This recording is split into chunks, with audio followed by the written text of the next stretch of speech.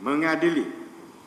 1. Menyatakan terdakwa 1 Irman dan terdakwa 2 Sugiharto telah terbukti secara sah dan meyakinkan bersalah melakukan tindak pidana korupsi secara bersama-sama.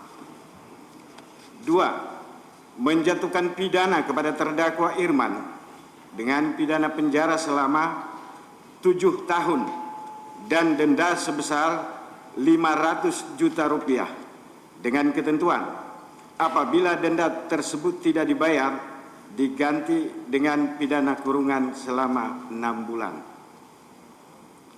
3. Menjatuhkan pidana kepada terdakwa 2 Sugiharto dengan pidana penjara selama 5 tahun dan denda sebesar 400 juta rupiah dengan ketentuan apabila denda tersebut tidak dibayar diganti dengan pidana kurungan selama 6 bulan. 4. Menjatuhkan pidana tambahan berupa pembayaran uang pengganti kepada terdakwa 1 Irman sebesar 500.000 US dollar dikurangi dengan pengembalian sebesar 300.000 US dollar dan 50 juta rupiah selambat-lambatnya 1 bulan setelah putusan memperoleh kekuatan hukum tetap. Jika dalam jangka waktu tersebut tidak dibayar, maka harta benda terdakwa 1 disita oleh jaksa dan dilelang untuk menutupi uang pengganti. Dalam hal terdakwa tidak mempunyai harta benda yang cukup untuk membayar uang pengganti, terdakwa dipidana dengan pidana penjara selama 2 tahun. 5. Menjatuhkan pidana tambahan berupa pembayaran uang pengganti kepada terdakwa 2 Sugiharto sebesar 50.000 dolar Amerika Serikat dikurangi dengan pengembalian sebesar 30.000 dolar Amerika Serikat dan harta benda berupa 1 unit kendaraan roda 2 Honda Jazz senilai 150 juta rupiah. Roda 4 senilai 150 juta rupiah selambat-lambatnya 1 bulan setelah putusan memperoleh kekuatan hukum tetap.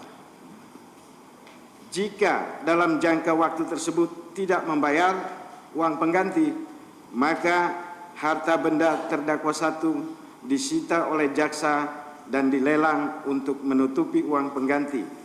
Dalam hal terpidana tidak mempunyai harta benda yang mencukupi untuk membayar uang pengganti,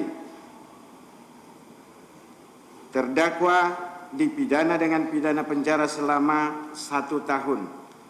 6. Menetapkan masa penahanan para terdakwa dikurangkan seluruhnya dari pidana yang dijatuhkan. 7. Menetapkan para terdakwa tetap berada dalam tahanan di rumah tahanan negara atau rutan. 8. Menetapkan barang bukti berupa nomor 1 sampai dengan 7 dan nomor 10 dikembalikan kepada pihak dari mana barang tersebut disita. B. Barang bukti berupa nomor 4163. Kami ulangi, 6163 sampai dengan 6165, nomor 6879, 6880 sampai dengan 6495, nomor 6497, 6499, 6500, 6506, 6540 sampai dengan 6543 dan 6543.2, nomor 6547, 6549 sampai dengan 6556, nomor 6559, 6561, 6562, 6564, 6567 sampai dengan 6573, 6799 sampai dengan 6801 serta barang bukti nomor 6163 sampai dengan 6165, 6479 sampai dengan 6495, 6497 sampai dengan 6499, 6506, 6508 sampai dengan 6510, 6513, 6514, 6516 sampai dengan 6538, 6540 sampai dengan 6543.2, 6547 sampai dengan 6556, 6559, 6561, 6562, 6564, 6567 sampai dengan 6573, 6799 sampai dengan 6801, keseluruhannya dirampas untuk negara. Barang bukti berupa nomor 50, 3069, 3070, 3072 sampai dengan nomor 3085, 3103, 3118, 3124, 6166 sampai dengan 6177 dinyatakan tetap terlampir dalam berkas perkara. Barang bukti selebihnya dikembalikan kepada jaksa penuntut umum untuk dipergunakan sebagai barang bukti dalam perkara lain.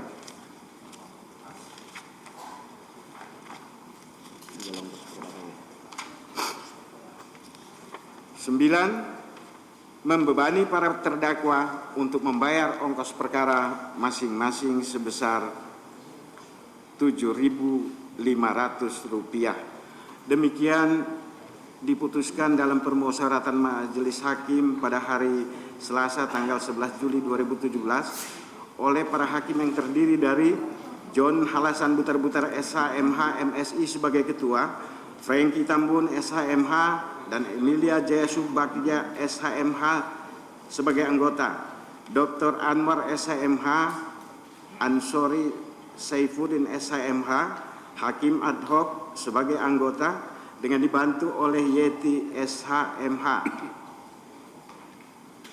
Dibacakan dalam satu persidangan yang terbuka untuk umum pada hari Kamis tanggal 20 Juli 2017 oleh majelis hakim tersebut dengan dibantu oleh Yeti SHMH sebagai panitera pengganti dengan dihadiri oleh para terdakwa dan penasihat hukumnya serta oleh penuntut umum.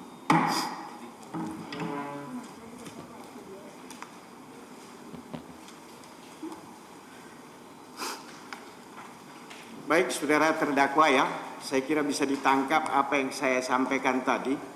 Setidaknya sampai saat ini, itulah putusan yang menurut majelis tepat dan adil dalam perkara ini. Namun bagaimanapun saya kira bisa kita tangkap bahwa yang namanya hakim adalah manusia yang tidak luput dari kemungkinan salah.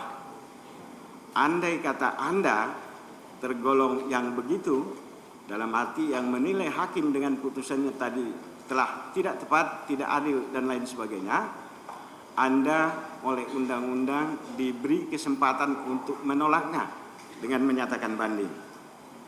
Dengan Anda menyatakan banding nanti terhadap perkara ini, maka perkaranya akan diperiksa ulang lagi oleh pengadilan tinggi. Akan tetapi segera juga harus saya sampaikan bahwa manakala Anda menempuh upaya banding, maka ada beberapa kemungkinan yang mungkin muncul nanti. Mungkin akan lahir putusan pengadilan tinggi yang sama sifatnya dengan putusan ini, mungkin yang lebih ringan, tetapi mungkin juga yang lebih tinggi. Oleh karenanya pertimbangkan secara baik apakah saudara akan menerima putusan ini atau akan menolaknya dengan menyatakan banding. Kalau saudara sudah bisa menentukan sikap hari ini, apakah akan menerimanya atau akan menyatakan banding terhadapnya, nanti bisa dinyatakan melalui panitera. Tetapi kalau Anda belum bisa menentukan sikap, undang-undang memberi waktu berpikir kepada Anda 7 hari. Dengan ketentuan, bila 7 hari itu lampau dan Anda tidak menentukan sikap, Anda dianggap menerima putusan tadi dan yang berarti juga melaksanakannya. Saya kira itu penjelasan yang diperintahkan undang-undang untuk saya sampaikan. Halnya sama bagi penuntut umum. Bagaimana? Akan dipikirkan dulu atau akan berkonsultasi dengan penasihat hukum? Silakan.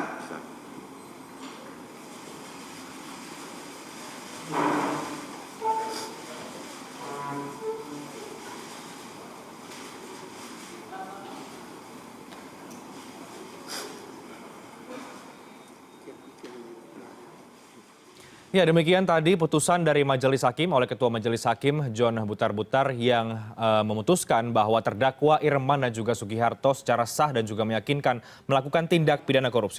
Adapun vonis yang dijatuhkan terhadap Irman, mantan Dirjen Disdukcapil di Kementerian Dalam Negeri adalah 7 tahun penjara dan juga denda 500 juta rupiah. Sementara untuk Sugiharto divonis 5 tahun penjara dan juga denda 400 juta rupiah. Dan kedua terdakwa ini juga disertai dengan sejumlah pidana tambahan dengan mengganti kerugian negara atau digantikan lagi dengan masa tahanan yang lainnya. Adapun hal yang memberatkan bagi kedua terdakwa adalah bahwa terdakwa ini bertentangan dengan pemerintah yang melawan korupsi dan juga merugikan negara karena melakukan korupsi KTP elektronik. Sementara hal-hal yang meringankan adalah bahwa kedua terdakwa belum pernah terlibat masalah hukum dan juga memberikan kesaksian dan juga terdakwa mengakui perbuatannya. Adapun Majelis Hakim juga menimbang bahwa kedua terdakwa ini mengajukan diri sebagai justice kolaborator dan telah disetujui oleh KPK untuk menjadi justice kolaborator. Dan vonis ini 7 tahun untuk Irman dan juga 5 tahun untuk Sugiharto sesuai dengan tuntutan dari Jaksa Penuntut Umum sebelumnya dalam sidang tuntutan. Dan saat ini kedua terdakwa tengah mempertimbangkan apakah akan melakukan upaya hukum banding atau menerima putusan sesuai dengan apa yang ditawarkan oleh Ketua Majelis Hakim.